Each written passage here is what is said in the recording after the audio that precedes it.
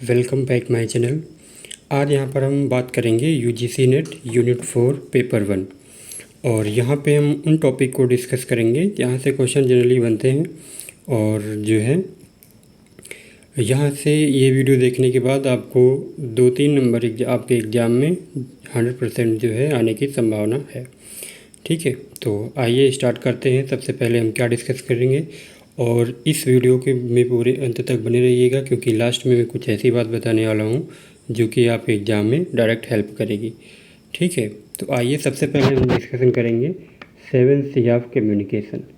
7C of communication में सबसे पहले हम बात करेंगे क्लैरिटी की,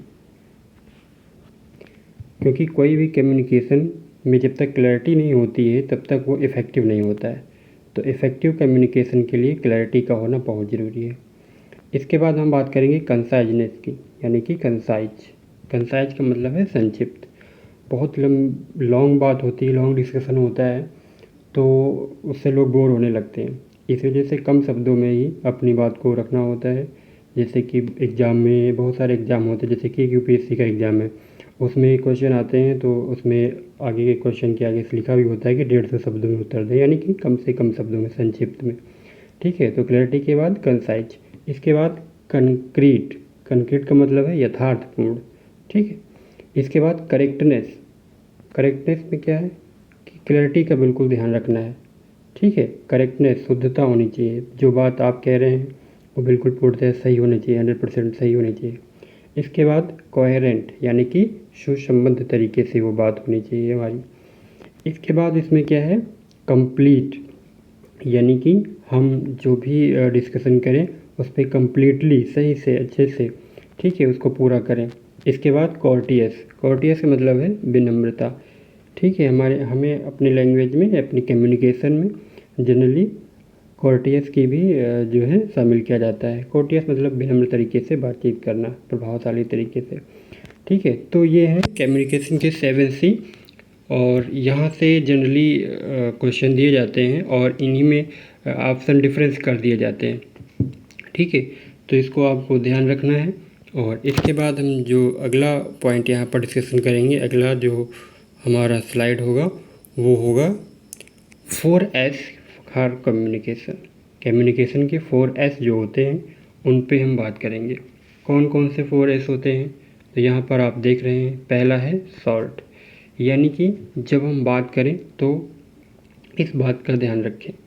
ठीक है, वहाँ पे 7C था, 7C ऑफ कम्युनिकेशन था, यहाँ पे 4S ऑफ कम्युनिकेशन है। ठीक है, तो 4S ऑफ कम्युनिकेशन में सबसे पहले शॉर्टनेस। शॉर्टनेस का होना चाहिए, हमारी बातचीत जो है एक संक्षिप्त, और जो कहने का मतलब है कि कम से कम शब्दों में होनी चाहिए। ठीक है, इसके बाद सिंप्लिसिटी, साधारण तरीके से। ठीक है, बहुत ज़्यादा उसमें जो है हाइपर बोल नहीं होना है, यानी कि बहुत ज़्यादा उसमें जो है, जो जितना उपयोगी है उतनी बात ही उस पर करनी है, सिंप्लिसिटी होनी चाहिए। ठीक है, साधारण तरीके से। इसके बाद उसमें कहने का मतलब है कि बहुत बढ़ा चढ़ा के नहीं बताना है हमें, हमें अपनी बात में सिंप्लिसिटी रखना है ताकि लोग भरोसा कर सकें। इसके बाद स्ट्रेंथ। ठीक है, स्ट्रेंथ का भी जो है मतलब मजबूती के साथ अपनी बात को रखना। और इसके बाद है सेंसरिटी। सेंसरिटी भी एक बहुत महत्वपूर्ण जो है टूल होता है कम्युनिकेशन में। तो यहाँ से जो है हम डिस्कस कर रहे हैं 4S ऑफ कम्युनिकेशन। और कई बार एग्ज़ाम में इस फॉर्म में पूछा गया है कि इसमें एक दो ऑप्शन चेंज कर दिए जाएंगे और फिर उसी को जो है आपसे पूछ लिया जाएगा कौन सा इसमें से नहीं है। ठीक है, या फिर जो है दो ऑप्शन चेंज कर दिए जाएंगे, उसमें से पूछ लिया जाएगा कि 4S कम्युनिकेशन में कौन सा नहीं आता। ठीक है, तो सिंपली इस तरह के प्रश्न बनते हैं। तो यहाँ से हमने डिस्कशन किया 4S ऑफ कम्युनिकेशन। इसके बाद हम जो हमारी अगली स्लाइड होगी वो कुछ इस प्रकार होगी, 4 skill of communication. 4 skill of communication में क्या होगा, सबसे पहले लिसनिंग स्किल, यानी कि जब क्या होता है ना कि जब कोई बात कर रहे होते तो कुछ लोग तुरंत जवाब देने लगते हैं।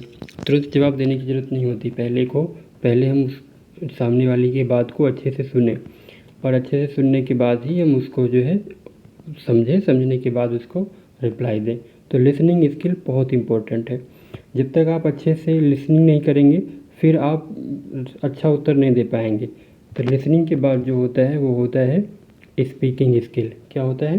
Speaking skill. जब आप किसी चीज़ को अच्छे से सुन लेंगे तब आप ही उस पर अच्छे से जवाब दे पाएंगे। तो इसके बाद होता है स्पीकिंग स्किल के बाद राइटिंग स्किल, क्योंकि ये बहुत ही पुराना सिस्टम चला आ रहा है, विशेषकर जब से हमारे भारत में अंग्रेज़ों ने शासन किया।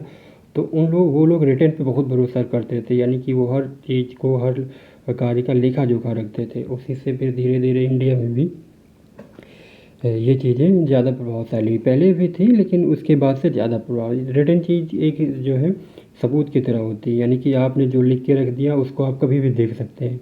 ठीक है, तो रिटन स्किल और स्किल में, रिटन स्किल में जो है क्या होना चाहिए? अच्छे से लिखा होना चाहिए ताकि सब लोग पढ़ सकें, है ना। तो 4 स्किल ऑफ कम्युनिकेशन में लिसनिंग स्किल भी होती है, स्पीकिंग स्किल भी होती है और राइटिंग स्किल होती है। इसके बाद होती है रीडिंग स्किल। ठीक है, जब हम आप किसी चीज़ को पढ़ते हैं, जैसे कि एग्ज़ाम में, यूजीसी नेट के एग्ज़ाम में अनसीन पैसेज आते हैं, ठीक है, जिसे कंप्रीहेंसिव पैसेज कहते हैं। तो उस पर जब आते हैं तो उनको पढ़ना होता है, पढ़ के उत्तर देना होता है।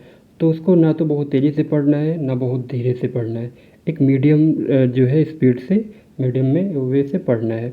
ठीक है, तो रीडिंग स्किल भी बहुत इंपॉर्टेंट है, लिसनिंग स्किल, स्पीकिंग स्किल और राइटिंग स्किल, रीडिंग स्किल, ये 4 स्किल ऑफ कम्युनिकेशन है।